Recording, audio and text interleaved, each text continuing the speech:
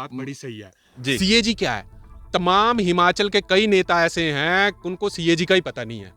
हिमाचल प्रदेश के भाई साहब बजट की मैं बात करूं, 3000 पन्नों की बजट की बात होती है। एक नेता ऐसा पढ़ के बता दो जिनको 3000 पन्नों की रिपोर्ट का पूरा पता हो। किसी ने पढ़ी सीएजी?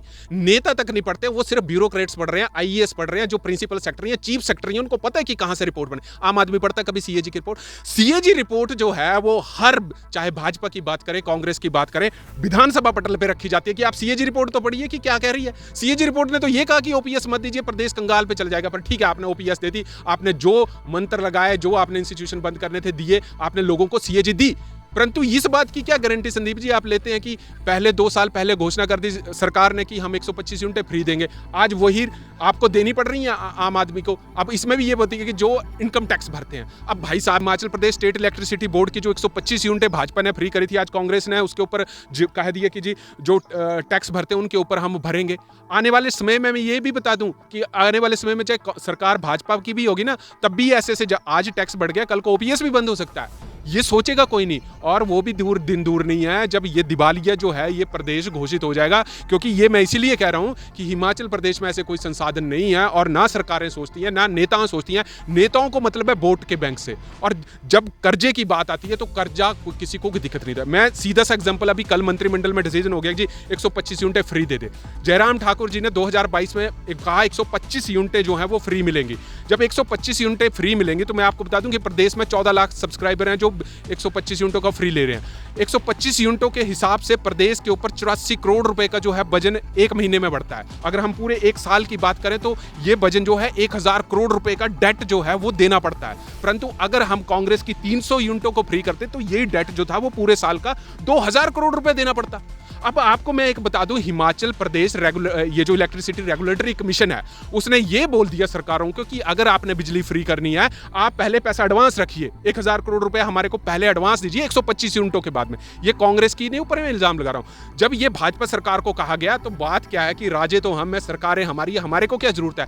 आज ये नौबत आ गई कि कांग्रेस ने 300 यूनिटें क्या फ्री करनी, उनको अगर वो फ्री करते तो उनको 2000 करोड़ रुपया जो है पहले देना पड़ता हिमाचल प्रदेश। क्योंकि देखिए Himachal Pradesh state electricity board जो है वो हिमाचल प्रदेश रेगुलेटरी कमीशन के अंतर्गत आता है। तो जो भी Himachal Pradesh state electricity board के फैसले होते हैं ये रेगुलेटरी कमीशन ही फैसला लेता है। तो ये कमीशन ने बोला कि आप दीजिए, हमारे को कोई दिक्कत नहीं है, 300 के आप 500 यूनिटें फ्री दीजिए। जब आपको 300 यूनिटें फ्री देनी है, लाइए 2000 करोड़ रुपए एक साल का रखिए। अब इसमें देखिए ओपीएस दे दी सरकार ने इलेक्ट्रिसिटी बोर्ड को, अच्छी बात है, मिलनी भी चाहिए ओपीएस, परंतु आपके पास संसाधन है नहीं है ना संसाधन। तो ये चीजें जो है देखिए घुमा फिरा के आप इलेक्शन के टाइम में चाहे कांग्रेस की बात करें, भाजपा की बात करें। अब देखिए कल से क्या स्टेटमेंटें चली हैं, स्टेटमेंटें ये चल रही हैं भाजपा की तरफ से, देखिए सुक्खू की सरकार जो है वो जन विरोधी है, सब इंस्टीट्यूशन बंद कर दिए। अरे भैया जब जन बंद कर दिए ये चीजें, तो कभी कांग्रेस की सरकार ने या भाजपा की सरकार ने ये सोचा कि हमारे पास पैसा कितना है, मैंने अपना परिवार चलाना है, मेरे 4 बच्चे, मेरी तनख्वाह 10,000 है, मैं कैसे उनको बचाऊंगा। परंतु जब भी सरकार की बात आती है आम आदमी के ऊपर फेंक दिया जाता है ये कर्ज,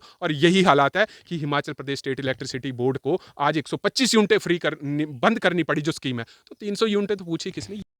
हिमाचल फास्ट एक्सप्रेस पे देश और प्रदेशवासियों का हार्दिक स्वागत है। मैं हूं संदीप वर्मा, तथा आज हम जिस मुद्दे को लेके आपके सामने रूबरू हुए हैं वो मुद्दा है हिमाचल प्रदेश पे बढ़ते हुए आर्थिक बोझ का।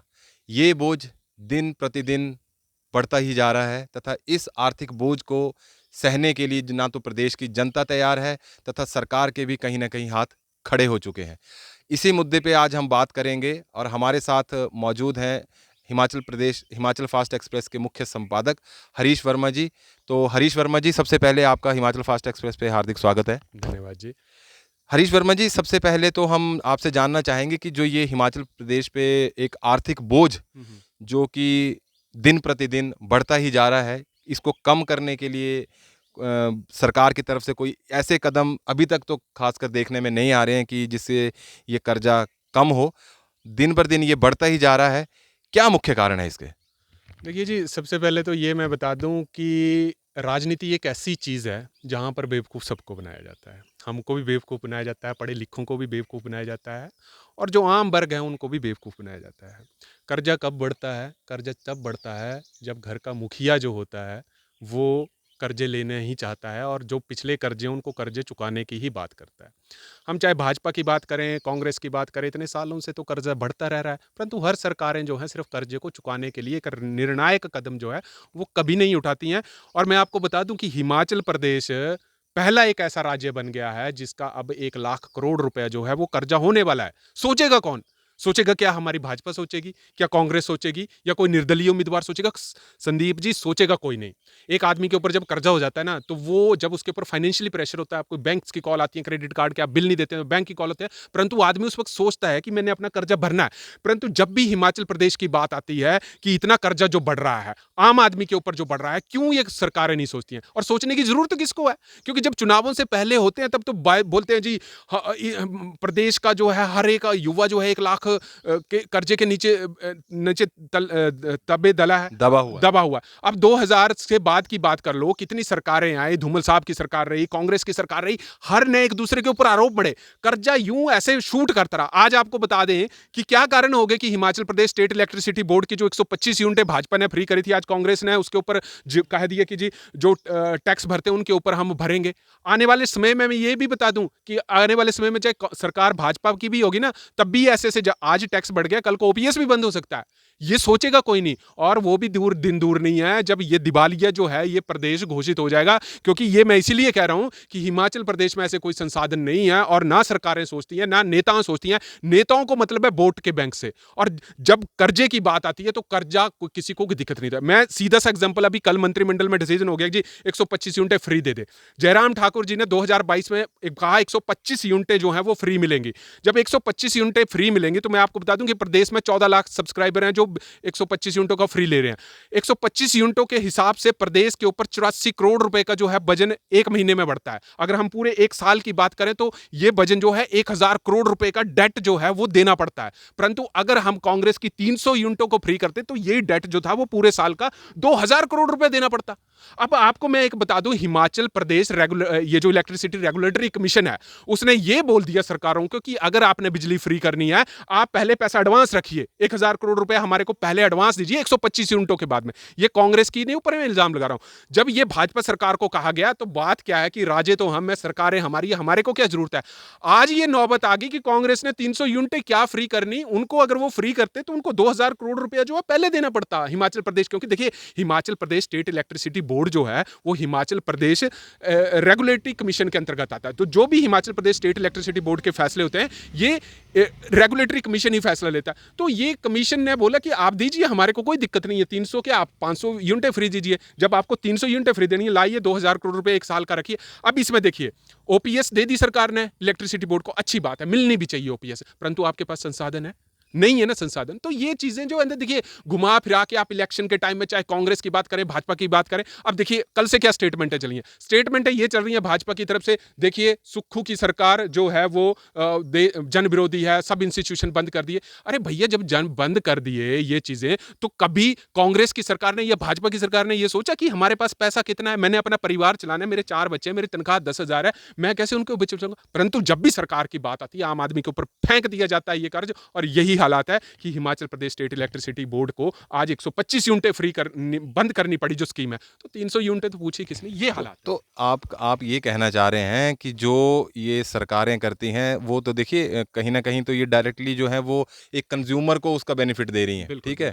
लेकिन कंज्यूमर को भी बेनिफिट तब दिया जाता है जब आपके पास कोई चीज़ सरप्लस में होती है, तब आप उस चीज़ का बेनिफिट देते हैं। तो आपको संविधान, अगर हम संविधान की बात करें, संविधान आपको हर 5 साल के बाद अपना एक वोट कास्ट करने की ताकत देता है। तो जिस ताकत के बल पे आप एक अच्छी सरकार, एक समझदार सरकार तथा एक बुद्धिमान सरकार को ला सकते हैं, उसका मुखिया बना सकते हैं जो कि आपको इन चीज़ों से बचाएगा। अगर हम देखिए कर्ज की बात करें तो सीधा सीधा जो है किसी इंसान के ऊपर वो कर्ज नहीं आता है। वो कर्ज जो है वो सरकार के ऊपर, अगर हम देखा जाए सरकार के ऊपर है। सरकार के ऊपर सीएजी की रिपोर्टें भी बनती हैं, सीएजी की रिपोर्ट सबमिट होती है। तो अगर हम बात करें, देखिए आपकी बात बड़ी सही है जी। सीएजी क्या है? तमाम हिमाचल के कई नेता ऐसे हैं उनको सीएजी का ही पता नहीं है। हिमाचल प्रदेश के भाई साहब बजट की मैं बात करूं, 3000 पन्नों की बजट की बात होती है। एक नेता ऐसा पढ़ के बता दो जिनको 3000 पन्नों की रिपोर्ट का पूरा पता हो। किसी ने पढ़ी सीएजी? नेता तक नहीं पढ़ते, वो सिर्फ ब्यूरोक्रेट्स पढ़ रहे हैं, आईएएस पढ़ रहे हैं, जो प्रिंसिपल सेक्रेटरी हैं, चीफ सेक्रेटरी हैं, उनको पता है कि कहां से रिपोर्ट बने। आम आदमी पढ़ता कभी सीएजी की रिपोर्ट? सीएजी रिपोर्ट जो है वो हर, चाहे भाजपा की बात करें, कांग्रेस की बात करें, विधानसभा पटल पर रखी जाती है कि आप सीएजी रिपोर्ट तो पढ़िए कि क्या कह रही है। सीएजी रिपोर्ट ने तो ये कहा कि ओपीएस मत दीजिए, प्रदेश कंगाल पे चल जाएगा। पर ठीक है, आपने ओपीएस दे दी, आपने जो मंत्र लगाए, जो आपने इंस्टीट्यूशन बंद करने थे दिए, आपने लोगों को सीएजी दी। परंतु इस बात की क्या गारंटी संदीप जी आप लेते हैं कि पहले 2 साल पहले घोषणा कर दी सरकार ने कि हम 125 यूनिटें फ्री देंगे, आज वही आपको देनी पड़ रही है आम आदमी को। अब इसमें भी ये होती है कि जो इनकम टैक्स भरते हैं, अब भाई साहब एक चीज बताइए, इनकम टैक्स भरते हैं, अब हमारे घर की बात करें, हमारी माता जी नहीं भरते हैं, हम भरते हैं, आप भरते हैं, हमारे पिताजी भरते हैं। तो प्रदेश में कई लोग ऐसे हैं जिनके घर एक मतलब जो कमाते नहीं है, परंतु उनकी अगर हम बैकग्राउंड की हिस्ट्री चेक करें वो सभी कमाते हैं। तो इसमें भी बड़ा झोला है। परंतु बात यहां पर यही आती है कि सिर्फ लोगों को वही चीजें सिखाई जाती हैं जो उनके दिमाग में घुसे। फ्री बिजली, 125 यूनिटें फ्री, यार ये सरकार खराब है, ये सरकार, लोगों को कोई मतलब नहीं है ना। और ठीक है यार, लोगों को इतनी क्यों समझे, क्योंकि हमने सरकारें चुनी है। परंतु ये सरकारें जो चुन के आती हैं वही इन चीजों के ऊपर बाद में ये करनी है। अब हमारे को ये भी डर लगता है यार, ओपीएस तो आपने दे दिया, अब ऐसा नहीं हो कि जब कल को भाजपा की सरकार आए तो ओपीएस भी बंद करना पड़े। क्यों? ओपीएस मिलेगा कहां से? सिर्फ हिमाचल प्रदेश के स्टेट टैक्स से कोई सेंटर की स्कीम तो आएगी नहीं, सेंटर का तो कोई रोल नहीं होगा। अब आप एक चीज बताइए, हिमाचल प्रदेश में 27,000 मेगावाट की क्षमता उत्पादन की,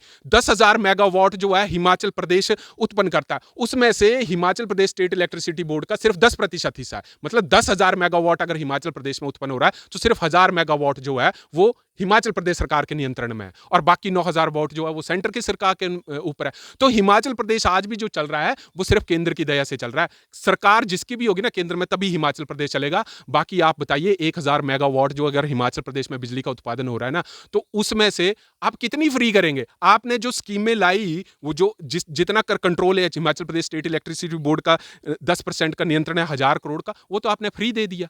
आपको इनकम कहां से आई? मेरा तो यहां पर ये था, देखिए सुखविंदर सिंह सुक्खू जी ने कुछ चीजें भी ठीक बोली कि जो हमारी बिजली, हमारे पानी यूज करके बाकी राज्यों को बिजली बेची जा रही है, 27,000 मेगावाट की क्षमता है, तो हिमाचल को तो फ्री कर दो ना।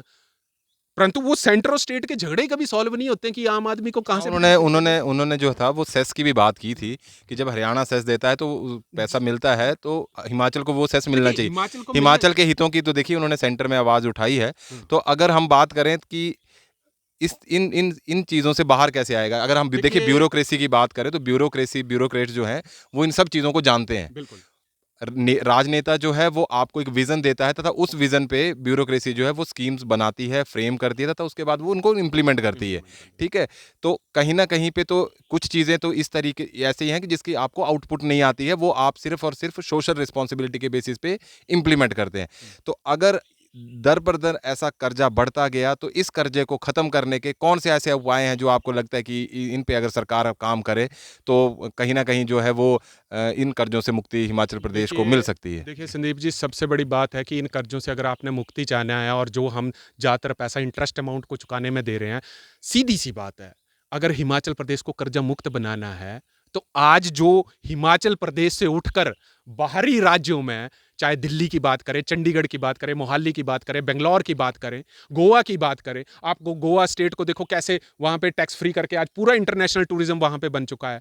तो स्टेप्स आपको लेने पड़ेंगे कड़े कि हिमाचल प्रदेश के युवाओं को भी रोजगार मिले। उसमें आप क्या कर सकते हैं यार? आप टूरिस्ट को अट्रैक्ट कर रहे हैं, जो आपके पास वैट और सेस लगता है कि मतलब हम जो अल्कोहल कंजप्शन करते हैं या टूरिज्म सेक्टर में कंज्यूम अपनी जो है वो बढ़ोतरी कर सकते हैं कि वहां पे कुछ स्टार्टअप्स खोले जाएं। अब धर्मशाला में देखो, 2 साल पहले यहाँ पे बड़े बड़े भाजपा के नेता आए, कांग्रेस के नेता आए कि जी हम धर्मशाला को एक स्टार्टअप सिटी बनाएंगे, हब सिटी बनाएंगे। क्या हाल है आप देखिए, जहां पे फर्जी प्लेसमेंटें होके तो बच्चों को लिया जाता है और उन्हीं से पैसे मांगे जाते हैं। तो हिमाचल प्रदेश को अगर कर्जा मुक्त बनाना है तो आपको आय के स्रोत सोचने चाहिए। आपको टूरिज्म और इलेक्ट्रिसिटी पे ही डिपेंड नहीं रहना चाहिए। जो इलेक्ट्रिसिटी आपने फ्री करी थी वो भी आप अब चार्जेबल। तो सबसे पहले व्हाइट कॉलर जॉब्स, ये व्हाइट कॉलर जॉब्स, आजकल वर्क फ्रॉम होम का इतना सिनेरियो है, आप बाहर की कंपनी है, विप्रो, टीसीएस, टाटा, ऐसी ऐसी कंपनीज को खोल के थोड़ा सा स्टार्टअप्स तो बनाइए।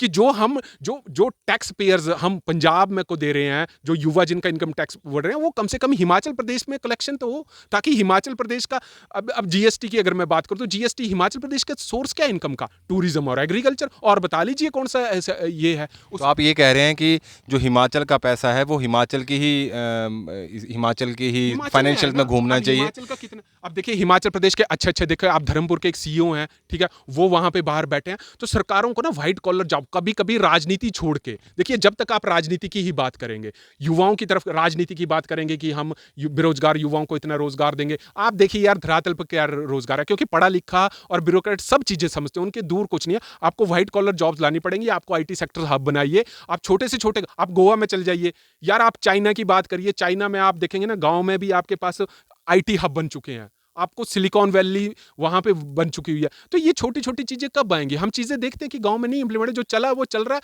परंतु वो दूर दूर नहीं है कि अगर सरकार ने इन स्टार्टअप्स के ऊपर ध्यान नहीं दिया। ठीक है, आपने स्टार्टअप्स खोले हैं कि, और वो स्कीमें हमने देखिए, स्टार्टअप की बात करूं, उनमें फॉर्मेलिटीज इतनी है यार कि आपने अगर 10 लाख रुपए का भी लोन लेना होगा, आदमी का दिमाग खराब हो जाएगा 3 महीने उसकी फॉर्मेलिटीज कवर करते हो। कहां से स्टार्टअप आप खोल पाओगे? आपने निकाल दिया, आपने लोक विधानसभा में दे दिया कि हम सोलर पैनल लगाएंगे। अब सोलर पैनल निकालेंगे तो वहां पे ये कंडीशन है कि बंदे की जेब में पहले 50 लाख रुपए होना चाहिए। आप बताइए, जो पढ़े लिखे युवा हैं उनकी जेब में कितने कर पैसे होते हैं यार? 50,000 में बता दीजिए स्टार्टअप। आप हाँ, स्कीमें आई हैं कि नाई का काम करो, दुकान के गल्ले खोलो, ये कोई स्टार्टअप का काम है? एक बीएससी बीएड या एमएससी बीएड वो ये काम करेगा? तो भाई साहब, जो टेक्निकल एजुकेशन मिनिस्टर हैं धर्माणी जी, हमारे घुमारवीं से मंत्री हैं, सोचना पड़ेगा कि हम अपनी टेक्निकल सेक्टर को कैसे बूस्ट करें, ताकि हिमाचल प्रदेश में जो चंडीगढ़ और दिल्ली और मोहाली में स्टार्टअप्स बैठे हैं ना, आप बताइए, आप खुद आईटी सेक्टर में काम करते हैं, आपका क्या काम है? आपका ज्यादातर इंटरनेट पे माध्यम से काम है, आपका एयरपोर्ट वहां पे मोहाली और चंडीगढ़ में, तभी आप जा रहे हैं ना। हिमाचल में कहां पे है ये? जब तक यहां पे जाओ में एयरपोर्ट बनने की बात हो, ये नहीं बनाते हैं।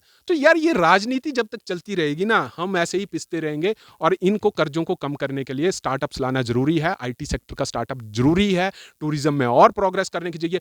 टूरिज्म में आप चले जाइए, बल की तरफ चले जाइए, आप ऊपर चले जाइए, आप माता नैना देवी जी जो आपके रिवाल्सर से ऊपर है यार, कितना टूरिज्म का वहां पे हम अपने चैनल पे दिखाते रहे कि यहाँ पे टूरिज्म को बूस्ट करो। यार ध्यान किसने देना? आपके कर्जे तो उतरते नहीं है, आपने कहां से टूरिज्म उतारना? सरकारें दोनों दोषी हैं, कांग्रेस की भी सरकार दोषी है, बीजेपी की सरकार भी दोषी है। नशा हिमाचल में बात कर रहे हैं, कितना बढ़ चुका है हिमाचल में नशा, वो सारे बच्चे चिट्टा लगा रहे हैं। क्यों लगा रहे हैं? क्योंकि है ही नहीं है काम, और हुआ स्टार्टअप। तो ये जब तक राजनीति, देखिए, दोष आप जितना मर्जी डालिए भाजपा पे, या भाजपा कांग्रेस के ऊपर डालिए, या किसी अन्य पार्टी पे चली जाइए, जब तक ये राजनीति चलती रहेगी, आम आदमी ऐसे ही पिसता रहेगा। और ये कर्जे को कम करने के लिए सिर्फ एक ही चीज़ है कि ज़्यादा से ज़्यादा हिमाचल में स्टार्टअप्स लाए जाएं। और वो स्टार्टअप्स क्या है? आईटी सेक्टर्स के स्टार्टअप है। आप बनाइए ना कमेटी। इतने लोग तो हिमाचल के बाहर बैठे हुए जो टॉप की क्लास की जॉब्स कर रहे हैं यार, सीईओ बैठे हैं। कभी आपने उनसे बात करी कि यार हम अपने हिमाचल को आगे ले जाने में क्या करेंगे? फ्लिपकार्ट, अमेजोन, यार यहाँ पे बात करो, बेंगलोर में लोग गाय का गोबर बेच रहे हैं, आप बताइए, कि अमेजोन पे बेच रहे हैं। आप बताइए हिमाचल के कौन से ऐसा गाँव है जहाँ पर अमेजोन के ऊपर गोबर बेचा जा रहा हो? क्योंकि सरकार को परवाह नहीं। सरकार ने तो कहा था कि हम गोबर लेंगे, वो पता लिया कि नहीं लिया मेरे को नहीं पता। हालांकि मैं अपने चैनल पे ये बता दूं, ना मैं भाजपा का सपोर्ट कर रहा हूं, ना मैं कांग्रेस का सपोर्ट कर रहा हूं। सरकारें दोनों दोषी हैं कि हिमाचल प्रदेश को इस वक्त कर्जे पे लाने पे। हालात ये कल को ये ना बन जाए कि कल को ओपीएस के लिए भी सरकार वापसी ये चीजें ले ले। इस चीज का थोड़ा सा हमारे को डर है। जी, धन्यवाद हरीश जी। तो ये थे हमारे साथ हरीश वर्मा जी, हिमाचल फास्ट एक्सप्रेस के मुख्य संपादक, तथा इनका बड़ा साफ साफ कहना था कि कहीं ना कहीं राजनीति छोड़ के एक मंच पे आके हिमाचल प्रदेश के हितों के बारे में सोचना पड़ेगा, तथा हिमाचल का पानी तथा हिमाचल की जवानी वो हिमाचल में ही रहनी चाहिए, तथा उसी से ही जो है हिमाचल का बेड़ा पार हो सकता है। तो इसी मुद्दे के साथ हम आपसे विदा लेते हैं। अपने कमेंट और इस पोस्ट को शेयर ज़रूर करिए।